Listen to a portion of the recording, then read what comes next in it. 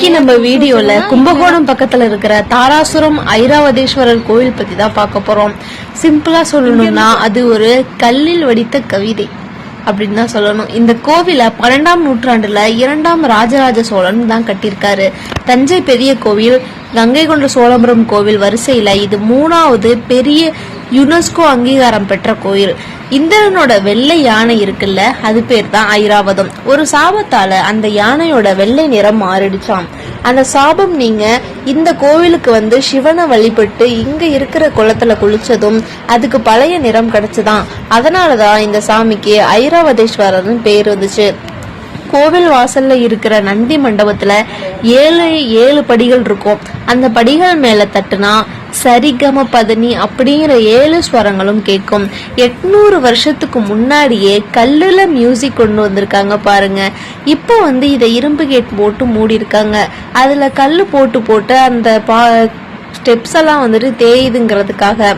இந்த கோவிலோட மெயின் மண்டபமே ஒரு பெரிய தேரை யானைகளும் குதிரைகளும் இழுத்துட்டு போற மாதிரி செதுக்கி இருப்பாங்க. பாக்குறதுக்கே செம்ம மாசா இருந்துச்சு. நான் லாஸ்ட் வீக் போயிருந்தேன். இங்க இருக்கிற சிற்பங்கள் எல்லாம் ரொம்ப சின்னதா இருக்கும், ஆனா அதோட நுணுக்கம் பயங்கரமா இருக்கும். 63 நாயன்மார்களோட கதைய அப்படியே கல்லுல செதுக்கி வச்சிருக்காங்க. இங்க ஒரு ஃபேமஸ் சிற்பம் இருக்கு. ஒரு தலைய வச்சுக்கிட்டு ஒரு பக்கம் பார்த்தா யானை மாதிரியும் இன்னொரு பக்கம் பார்த்தா காளை மாதிரியும் தெரிஞ்சது.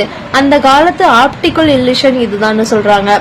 ராஜராஜ்யம் அப்படின்னு இன்னொரு பேரு இருக்கு. முன்னாடி தாராசுரம் அப்படிங்கிற ஊரோட பேரு ராஜராஜபுரம்னு தான் இருந்துச்சான். காலப்போக்குல அது தாராசுரம்னு மாறி இருக்கு. மத்த கோவில்ல பெரிய சிலைகள் இருக்கும், ஆனா தாராசுரம்ல 2 அடி 3 அடியிலேயே அவ்வளோ டீடைலிங் இருக்கு. குறிப்பா அங்க இருக்கிற தூண்கள்ல நாட்டிய சாஸ்திர முத்திரைகள் அத்தனையும் செதுக்கி வச்சிருக்காங்க. இங்க இருக்கிற ஒரு தூண்ல சரபமூர்த்தி சிற்பம் இருக்கும். இது சிவனோட ஒரு கோரமான வடிவம். இது ரொம்ப விசேஷமானது. வெறும் சாமி சிலைகள் மட்டும் இல்லாம அந்த காலத்துல பெண்கள் எப்படி பிரசவம் பார்த்தாங்க, விளையாட்டுகள் என்னென்ன விளையாடினாங்கிற வரைக்கும் அப்படியே லைவ் போட்டோ எடுத்த மாதிரி கல்லுல செதுக்கி இருக்காங்க. கோவிலுக்கு வெளியே இருக்கிற குளத்துக்கு பேரு யம தீர்த்தம். யமதர்ம ராஜாவுக்கே ஒரு முறை ஏதோ ஒரு சாபம் வந்து உடம்பெல்லாம் எரிச்சல் எடுத்துதான். அவர் இந்த குளத்துல வந்து குளிச்சதும் தான் அந்த எரிச்சல் தீண்டுச்சான். அதனாலதான் இங்க இருக்கிற சாமிக்கு தீராத நோயை தீர்க்கும் கடவுள்னு ஒரு நம்பிக்கை இருக்கு. தஞ்சாவூர் பெரிய கோவில் கோபுரத்தோட நிழல் தரையில விழாதுன்னு ஒரு பேச்சு இருக்குல்ல, அதே மாதிரி இங்கேயும் ஒரு மேஜிக் இருக்கு. இந்த கோவிலோட கோபுரம் சுமார் 80 அடி உயரம். இதோட நிழல் தரைப்பகுதியில விழாதபடி ஒரு குறிப்பிட்ட கோணத்துல அந்த காலத்துல கட்டியிருக்காங்க. இது ஒரு செம்ம ஆர்கிடெக்சரல் மார்வலா இருக்கு. கோவில் தூண்கள்ல வெறும் போர்க்கலை மட்டும் இல்லாம மருத்துவமும் இருக்கு.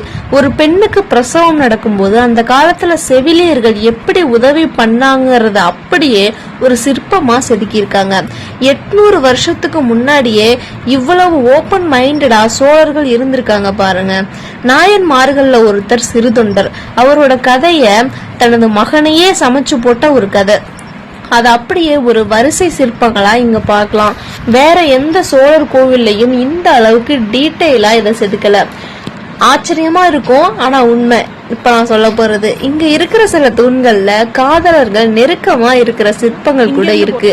ஆனா அது ஆபாசமா இல்லாம ஒரு கலையா ரொம்ப நுணுக்கமா இருக்கும். அந்த காலத்து வாழ்க்கை முறைய அப்படியே பிரதிபலிக்குது.